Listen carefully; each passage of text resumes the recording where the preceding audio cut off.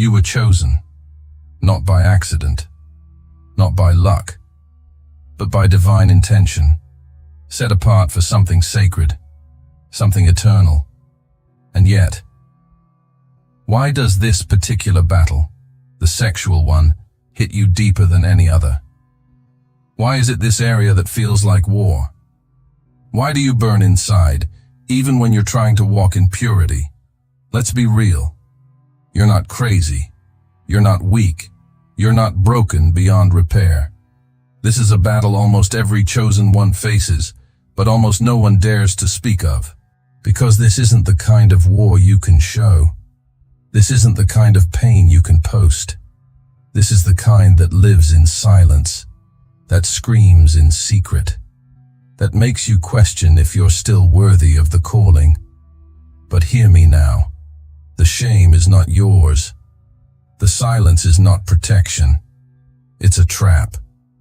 And the enemy knows. If he can keep you entangled here, he can slow down what heaven intended to accelerate. That's why this video exists. Not to shame you, but to free you. To put words to what your soul has been hiding. To say what nobody else has the courage to say, but what you've needed to hear. Because this battle doesn't disqualify you. It confirms just how dangerous you are to darkness.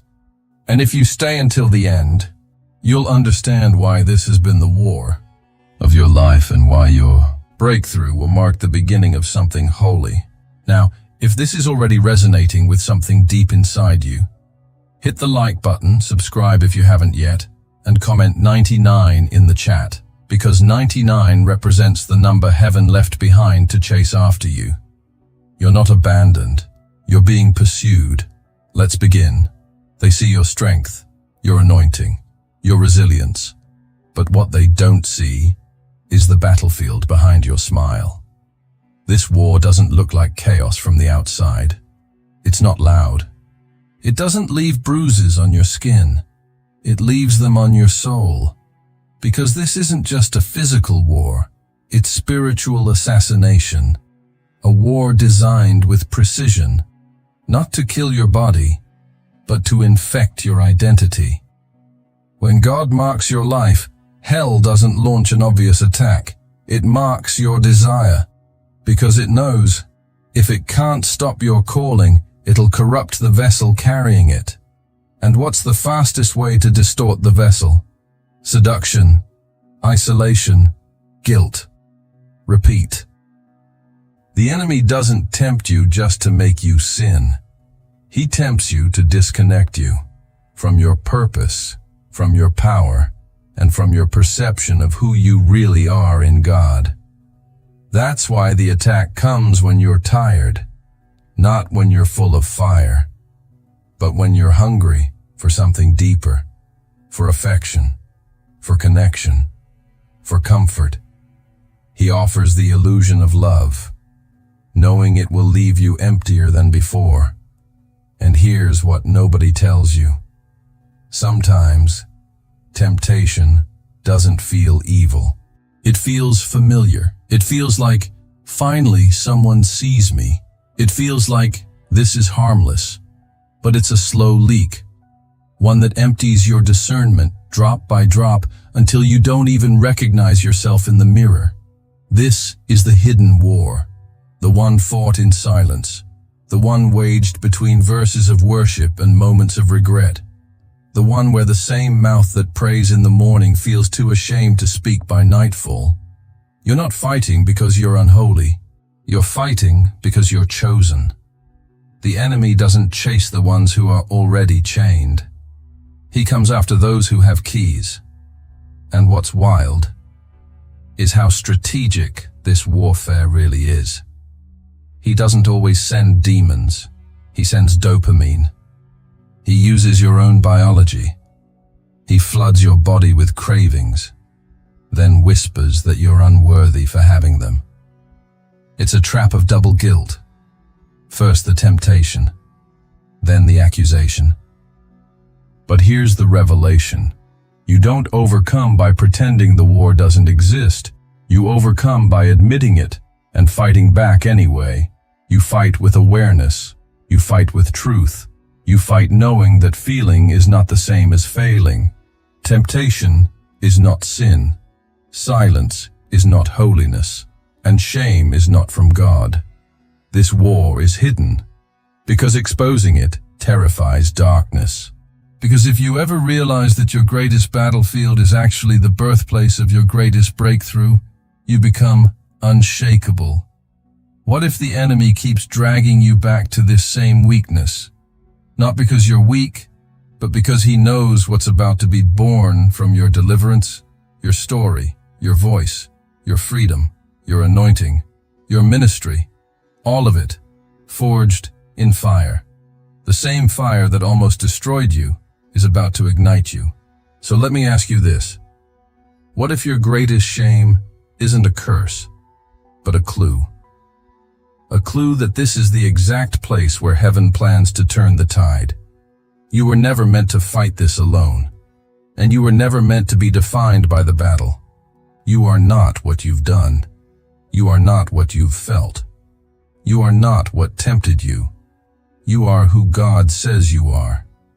And if this is the area the enemy keeps attacking, maybe this is the very area heaven intends to anoint. Because purity doesn't start with perfection. It starts with awareness, with repentance, with courage, with brutal honesty before a God who already knows it all and still calls you by name. Let this sink in. If this battle is this relentless, it means your destiny is even more explosive. And maybe, just maybe, what you've been calling a weakness is actually the womb of your greatest spiritual weapon. So don't tap out now, because what's coming is holy, and hell knows it. Stay with me, because what I'm about to show you next will change the way you see not just your struggle, but your calling itself. Let's go deeper, because sometimes to understand your current battle, you need to look into ancient mirrors, not at people who failed because they were weak, but at those who were favored, anointed, handpicked by God, and still stumbled in this very war. Let's talk about David. The same David who defeated Goliath with a stone was later defeated by a glance. The same man who danced before the Ark of the Covenant, who wrote psalms that we still sing today, became the architect of adultery and murder. Not because he stopped loving God, but because in a moment of isolation, he looked, he lingered, and then he fell. But here's the deeper layer no one talks about. David wasn't on the battlefield when he fell into sin. He was off duty. He was idle. He was vulnerable in stillness. And temptation thrives in spiritual passivity. One wrong glance from a rooftop unraveled years of favor, honor, and warfare. Why? Because even the most anointed are still human, still targeted, still capable of collapse when desire becomes stronger than discipline. Then there's Samson, chosen before birth, a man born under prophecy. His strength wasn't just physical, it was divine. He tore lions with his hands. He broke ropes. He humiliated armies. But one woman, Delilah, brought him to his knees, not with weapons, not with force, but with attention, with validation, with the illusion of affection. She asked him again and again, "Tell me the secret of your strength." And eventually, worn down, tired, and emotionally drained, he gave it up, not because he was evil, but because he was exhausted. His downfall didn't start in bed. It started in the conversation, in the compromise, in the idea that his calling could survive in enemy hands. And when his hair was cut, so was his access to power. Not because the hair held magic, but because it symbolized consecration, set apartness, obedience. And when he gave it up, he gave up everything. Now let's shift to Joseph, a young man with dreams so big they threatened the people around him, betrayed by blood, sold into slavery, wrongfully imprisoned, and still, In the middle of injustice, he held on to something sacred. One day, Potiphar's wife grabbed him, pulled him, invited him, not once, but daily. And Joseph didn't just say no, he ran. Not because he was stronger than David or Samson, but because he feared losing what he hadn't yet seen, but knew God had promised. He didn't flee because he lacked desire. He fled because he refused to forfeit destiny for momentary pleasure. That's the difference. Not strength, not willpower, but perspective. David's mistake became a wound in his house for generations. Samson's fall led to his final act being a suicide mission.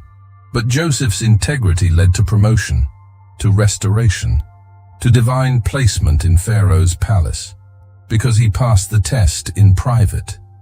So ask yourself, what's at stake behind this temptation? What divine door might be waiting behind your obedience? Because the enemy isn't attacking your body. He's targeting your blueprint. He's trying to delay the future that your obedience is building.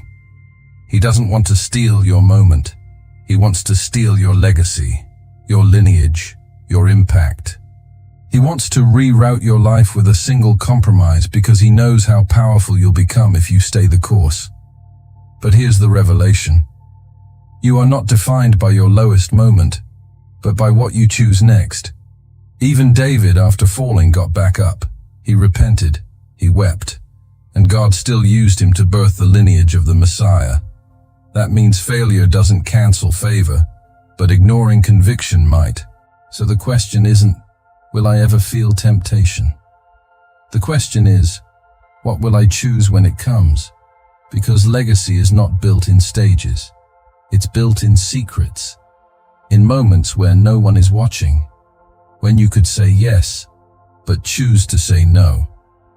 And here's the most terrifying truth. Sometimes your greatest test will look like your deepest desire. And if you're not careful, you'll confuse temptation for confirmation. You'll think, this must be God opening a door, when it's actually the enemy offering a trap with a view. Stay awake, stay discerning, stay grounded. Because the line between glory and grief can be one decision wide. And if the giants of Scripture, men of valor, strength, and intimacy with God, could fall or come close to falling, then your struggle does not make you unworthy. It makes you human. And it makes your awareness your greatest protection. But don't let awareness become paralysis. Let it become strategy, because when you know you're walking a narrow path, you'll guard every step with intentionality. And you, chosen one, you will not repeat the pattern, because what's coming after you depends on the choices you make now. So ask yourself this: who will benefit from your purity 10 years from now? Whose chains will break because you decided to run like Joseph, instead of looking like David, or surrendering like Samson? Legacy begins in what you refuse to touch. And what I'm about to reveal next might shake the way you see temptation forever. Because what the enemy is really after has nothing to do with your pleasure, and everything to do with your purpose. Stay with me. The next layer changes everything. Let's pull back the curtain. Because this is not random.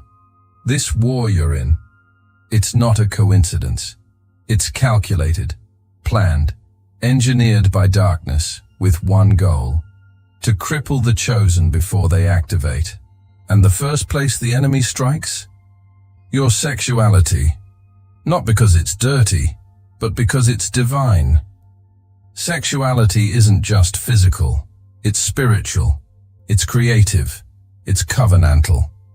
It was the first gift given to humanity in the garden, before there were temples, priests, or even prophets. There was intimacy between man and woman, and between humanity and God. Sexuality mirrors divine union. It bonds two souls. It builds legacy. It opens portals between generations. That's not biology. That's design. So of course the enemy targets it, because anything God creates with power, hell tries to counterfeit with poison. That's why the attack is so early, so personal, so shameful, because the earlier he distorts it, the longer you carry confusion. He wants to rewrite your relationship with your body, with intimacy, with boundaries, with love. And he does it through addiction, trauma, secrecy, and silence. But hear this. The enemy does not waste time on things that don't threaten him. If your purity is under attack, it's because your power is waking up. He wants to make you believe you're disqualified before you even step into your assignment. So he lures you into cycles. Click, scroll, swipe, text, guilt, shame, repeat. And every time you try to break free, he whispers, too late, too stained, too messed up. God's done with you. But that's not conviction. That's condemnation, and it's a lie from hell. Because here's the truth. The presence of the battle does not cancel the presence of your calling. It confirms it. You think you're fighting because you're broken, but you're fighting because you're dangerous. Your obedience threatens systems. Your purity carries frequency. Your healing releases others. And the enemy can't afford to let you walk in it. So he wraps chains around your desires. But listen closely. Desire is not your enemy. Distortion is. The enemy doesn't need to remove your gifts. He just needs to dirty your perception of yourself, so you never use them. He doesn't care if you go to church. He doesn't care if you pray. As long as you're stuck in shame, you'll never walk in power. He knows something you don't. Your body is a portal, a gateway, a temple. And if he can get you to treat the sacred as casual, you'll unknowingly open doors that let darkness walk in uninvited. But you were never meant to be a doormat for demons. You were meant to be a dwelling place for glory. And the moment you reclaim this area, even after years of failure, heaven starts rebuilding what hell tried to demolish. You don't need to be perfect. You need to be awake. When you start to see this war for what it is, you stop playing defense and start walking in discernment. You stop saying, "Why do I keep messing up?" and start asking, "What is hell so afraid of me becoming?" Because this is bigger than your habits. This is about your harvest. Every seed of obedience you plant now is a weapon against the generational patterns that tried to enslave you. And every moment you choose purity over pleasure, you realign yourself with power. Not fake, religious power, but real, tangible, heaven-backed authority. The kind of authority that heals bloodlines. That silences voices of accusation. That walks into a room and shifts the atmosphere. That's what's at stake. And that's why this is the first area the enemy comes for. Because if he can twist your view of intimacy, he can sabotage your capacity to connect with God, with others, and even with yourself. But here's what the devil didn't expect. That even after the battle, you'd still be here, listening, fighting, rising. That even with all the shame he threw on you, you'd still dare to believe there's something greater ahead. He didn't expect you to wake up, to see the strategy, to expose the pattern. But now you do. And once you see it, you can't unsee it. And once you name it, you can reclaim it. You are not disqualified. You are not too far gone. You are on the edge of redemption. And if this is the first area he attacked, then it's the first area God is about to restore. Because the place of greatest warfare is about to become the place of greatest glory. And now that you know what's really going on, you're ready to go even deeper.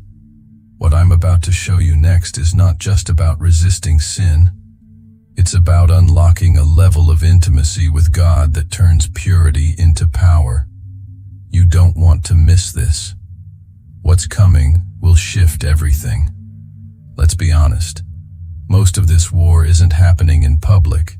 It's not in your church, not in your group chat, not on your Instagram story. It's happening when the door is closed, when the lights are off, when no one's texting, when your worship playlist stops playing and you're left alone with your thoughts. That's the battleground, the secret place. But here's what religion often gets wrong. They tell you to fight this battle with rules, with shame, with discipline alone. But you don't win this war just by trying harder. You win it through encounters.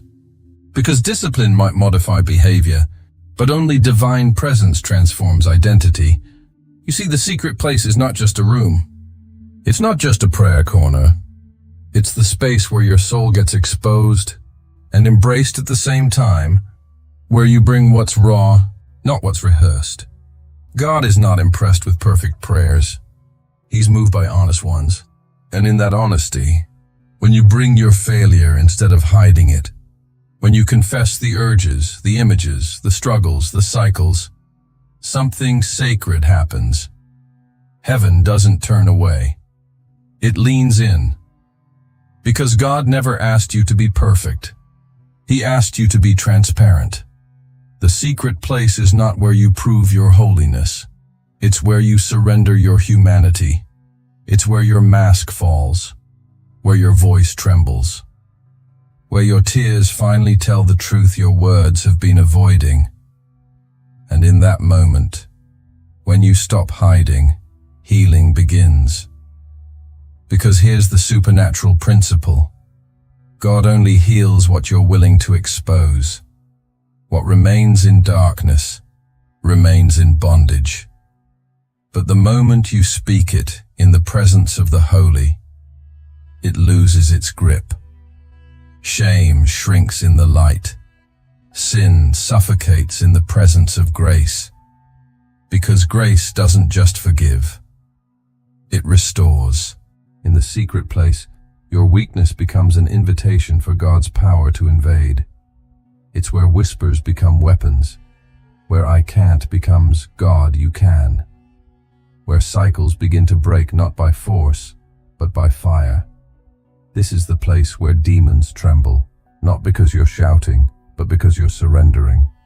It's not loud, it's not flashy, but it's dangerous to darkness. You don't need a stage. You don't need a microphone. You don't need a title. You just need a closed door and a spirit that says, God, I'm tired of pretending. Because when you finally stop performing for God, you allow Him to perform in you.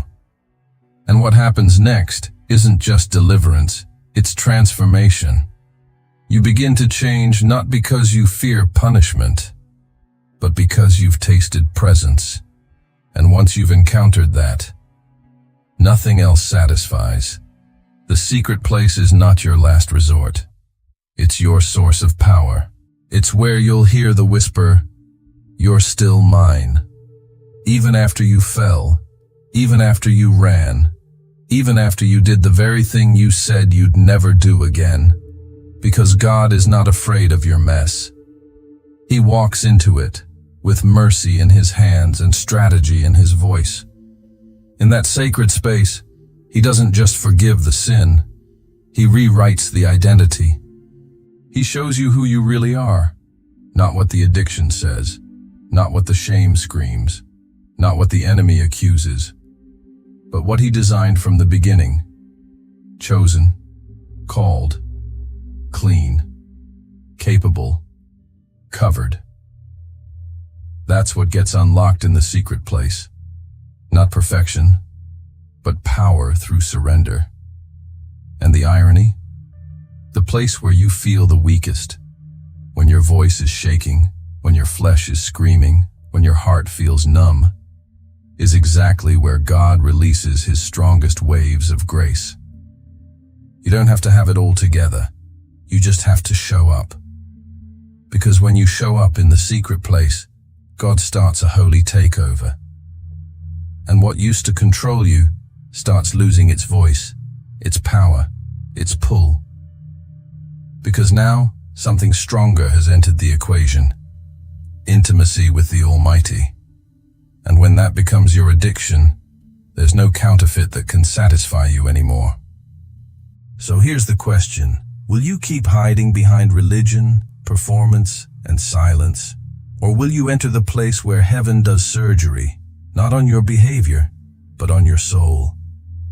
Because behind that door, God isn't looking for the version of you that knows the verses. He's looking for the one who says, I'm struggling, I'm tired, but I still believe you can change me. That's the one he comes for. That's the one he touches. That's the one he transforms. And if you've made it this far in the video, it means your spirit is already leaning into that place.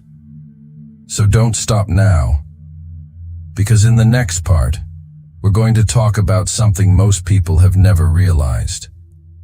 That purity isn't a restriction, it's a weapon. And when you understand how to wield it, everything in your spiritual atmosphere begins to shift. Stay with me. You're closer than you think. Let's destroy a lie that's kept too many chosen ones in confusion for too long. Purity is not about shame. It's not about control. It's not about looking holy on the outside while secretly dying on the inside. Purity is a spiritual weapon, and the enemy knows it. That's why he works overtime to make you believe that purity is just a list of rules. A cold, restrictive system designed to kill your joy and silence your desires. He paints purity as a prison, because if you ever saw it for what it really is, you'd become unstoppable. Let's be clear. Purity is not about suppression. It's about alignment. Alignment with identity, with power, with destiny. Because when you're sexually pure, not just in action, but in thought, in desire, in intention, your spirit becomes razor sharp. Your discernment wakes up. Your prayers hit harder. Your authority multiplies. Why? Because there's no fog between your heart and heaven.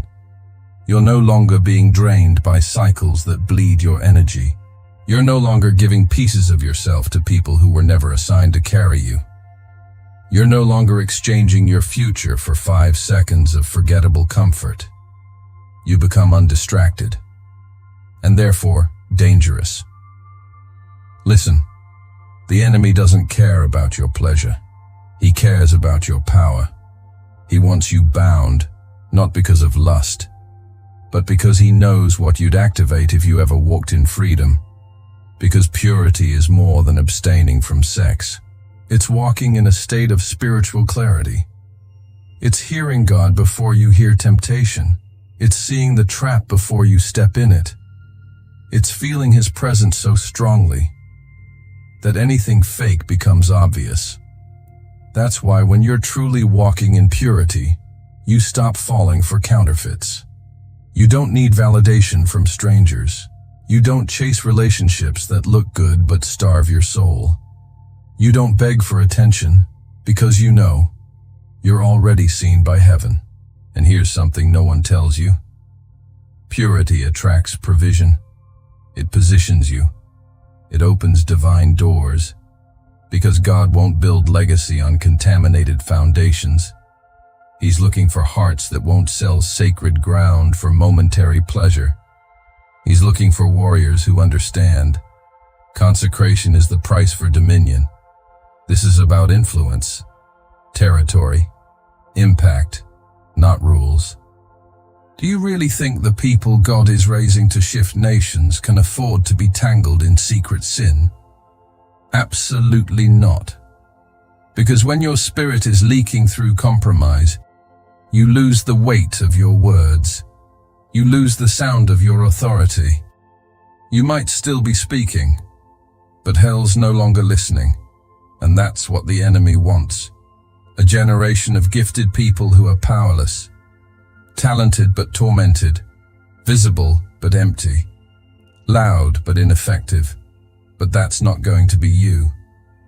Because now you know the truth. Purity is not about living less. It's about living fully aligned. It's about protecting the oil on your life, guarding your altar, becoming a vessel so clean, so available, that when heaven looks for someone to send, your name is the one echoing in the spirit. And let's make something crystal clear. Purity is not just about saying no. It's about saying yes to a higher call, a deeper mission, a supernatural life. Because purity doesn't just protect you, it prepares you. Every no to lust is a yes to clarity. Every moment you flee temptation is a moment you step deeper into destiny. Every time you choose the secret place over the secret sin, you're being refined, sharpened, anointed. And eventually, you stop just surviving temptation, and you start conquering atmospheres. You shift rooms. You carry something the world can't imitate. You burn with something no demon can touch. Because purity isn't just a concept, it's a fire. And once it consumes you, the things that used to seduce you can't even stand next to you. And here's the most powerful part. Even if you've failed before, even if you've fallen 1,000 times, the moment you choose alignment, the heavens respond. God is not looking for your past. He's looking for your yes. He's not counting your mistakes. He's watching for your surrender. Because one moment of surrender can reverse years of shame. And what once felt like chains can become your testimony. Your scars become swords. Your story becomes strategy. Your former weakness becomes someone else's weapon. So don't just fight for purity because it's the right thing. Fight for it because it's the only path to the life God designed for you to live. Fight for it because it changes everything. And now that you've seen this, you can't go back. Because when you walk in purity, you walk in power. When you're aligned, you're undeniable. And when you're undeniable, the enemy can't stop what heaven already set in motion. But now there's one final revelation, and it's the most important of all. Because after everything we've exposed, after every war we've named, there is still a moment that separates those who fall back from those who rise forever. What I'm about to show you next is not just a conclusion. It's an activation, a call to step into the fire and never look back. You're not ready to stop. You're ready to awaken. Stay with me. Because everything changes now. Let this truth hit you like thunder in your chest. You're not in this battle because you're broken. You're in it because you're a threat. The enemy isn't wasting ammunition. He's not playing games. He's targeting you with precision because your life is a divine weapon in the making. You are dangerous to darkness. You carry fire in your bones. You were marked by heaven to interrupt patterns, shatter chains, and unlock doors that others couldn't even find. That's why hell came for your purity, not for pleasure, but to poison your power. That's why shame tried to strangle your voice, because your words carry weight, because your obedience echoes in the spirit realm, because your surrender isn't just saving you, it's setting others free. And you've been wondering, why is this so hard? Why won't this cycle break? Why do I feel like I'm drowning in silence? Here's why. Because the enemy saw what's coming through you before you ever did. But what he didn't calculate was that you'd keep rising. That after every fall, you'd crawl back into the secret place. That after every tear, you'd still whisper, God, don't let me go. He didn't expect you to survive the guilt. He didn't expect you to resist again. He didn't expect you to wake up today, watch this message, and feel something inside you start to ignite. Because God knew. He saw the war. He saw the struggle. And still, he said, I want you. Not when you're perfect, not when you figured it all out. But right now, in the middle of the fight, you are not disqualified. You are in the refiner's fire. And what's coming out of this season will carry glory like nothing you've known. Your purity will not be your prison. It will be your platform. Your consecration will not isolate you. It will elevate you.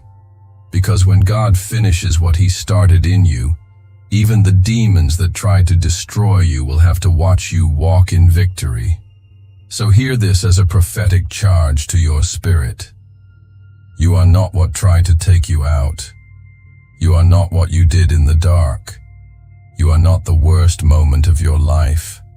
You are chosen. You are being purified for purpose.